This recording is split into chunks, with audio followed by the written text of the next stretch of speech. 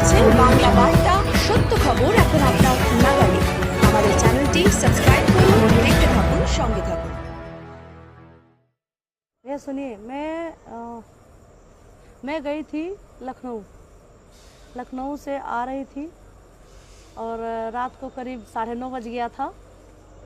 मुझे कुछ समझ में नहीं आ रहा था, मेरी तबीयत भी ख़राब सी लग रही थी, ऐसा लग रहा है कि मैं प्यास से लगी है, मतलब दिक्कत महसूस हो रही थी, चक्कर से आ रहे थे, इसलिए हमें कुछ सूझा नहीं। हमने अध्यक्ष जी के पास कॉल किया और अध्यक्ष जी के पास हमने कॉल किया। अध्यक्ष जी से हमने कहा कि अध्यक्ष जी हमारी तबीयत ख़राब लग रही है, हम यहाँ स्टेशन पे फंसे पड़े हुए हैं, हमको प्लीज़ या तो कहीं रुकने का थोड़ी देर रुकने का समय दे दीजिए और या तो हमें हमारे घर भिजवा दीजिए। तो अध्यक्ष जी बहुत व्यस्त थे, बोले कि अभी थोड़ी देर रुको, 10 मिनट के बाद मैं आता हूँ। मैंने इंतज़ार किया, अध्यक्ष जी आए और फिर उन्होंने रिसीव किया और उन्हें फिर उनका कोई अर्जेंट कॉल आ गया, तो बोले कि अभी मैं कहीं जा रहा हूँ किसी को छोड़ने और आता हूँ। फिर अध्यक्ष जी हमको लेके गए कार्यालय पे, बोले कि तुम यहाँ थोड़ी देर ठहरो और मैं अभी आता हूँ। जैसे ही मैं जा रही थी, 2-3 सीढ़ी चढ़ी, चौथे सीढ़ी जैसे क्रॉस की, हमें ऐसा लगा कि मेरा हिल वाली सैंडल पहनी थी, मेरा पैर फिसला कि चक्कर सा आ गया। मैं ऐसे हाथ जैसे पीछे की कि सर जी पीछे खड़े थे, हमको थाम लिए और उन्होंने मुझे सहारा दिया। पैर फिसलने से अगर मेरा पैर भी टूट सकता था, मेरी और भी कहीं चोट आ सकती थी, सिर में चोट आ सकता था, बस यही बात है। और अध्यक्ष जी ने हमको कमरे तक छोड़ा और बोले आप तुम यहाँ अंदर रुको, मैं थोड़ी देर बाद अभी आता हूँ तो तुम्हें घर भिजवा देता हूँ किसी से।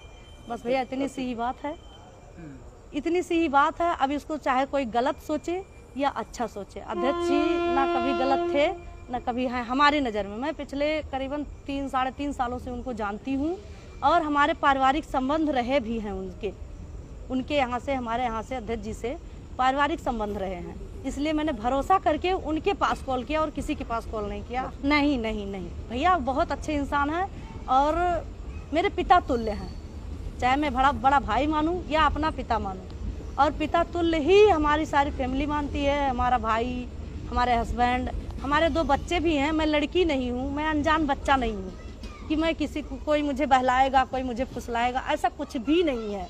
और जो सोच रहा है गलत सोच रहा है। इतने लोग अफवाह जो उड़ाए हैं मेरे खिलाफ, मैं कंप्लेन थाने में कर दी हूँ। अगर नहीं मानेंगे तो मैं मानहानि का दावा भी करूँगी, महिला आयोग जाऊँगी। और भैया मेरे भी इज्जत है, या माननीय अध्यक्ष जी के पास भी इज्जत है, वो ऐसा कुछ समझते तो किसी लेडीज को क्यों सहारा देते? नहीं ना, ये गलत है, अफवाह है, ये राजनीतिक मैटर है। अब ये लोग राजनीति के ऊपर उस पर ले जा रहे हैं, ऐसा कुछ नहीं है। मेरा फैमिली व्यवहार है, फैमिली संबंध है अध्यक्ष जी से। अब पिछले 3.5 सालों से मैं उनको जानती हूँ। मुझे आप बताओगे या कोई बताएगा कि अध्यक्ष जी कैसे हैं? एक लोग का फोन आया था कि बहन आपके साथ क्या हुआ है, कैसे हुआ है, बताइए, हम आपका साथ देंगे। हमने कहा आप साथ देने वाले होते कौन हो जी? कुछ लोग फोन कर रहे हैं, 1-2 लोग कह रहे हैं डरना मत, घबराना मत बहन, ऐसा मत होना। हमने कहा क्यों डरूंगी, क्यों घबराऊंगी? मैं बच्ची हूँ, मैं 2 बच्चे की माँ हूँ, मैं क्यों डरूंगी? मैं कार्य करता हूँ, ऐसी कोई घटना नहीं है। और अध्यक्ष जी को लेकर अगर बदनाम कर रहे हैं तो उनको मैं पिछले 3.5 सालों से जानती हूँ, उनके साथ मेरे मतलब पारिवारिक व्यवहार रहे हैं और उन पे मैं भरोसा करती हूँ, करती रहूंगी। अमर किशोर बम जी हैं माननीय जिला अध्यक्ष जी, उसमें देखा कि उनको लोग परेशान कर रहे हैं, उनको राजनीतिक तौर से बात कर रहे हैं, उनको लोग गलत साबित करना चाह रहे हैं। उन लोगों के देखने का नजरिया है ना, लेकिन वो लोग गलत नजर से देख रहे हैं। ये हमारी भी इज्जत जा रही है, माननीय अध्यक्ष जी की भी इज्जत जा रही है।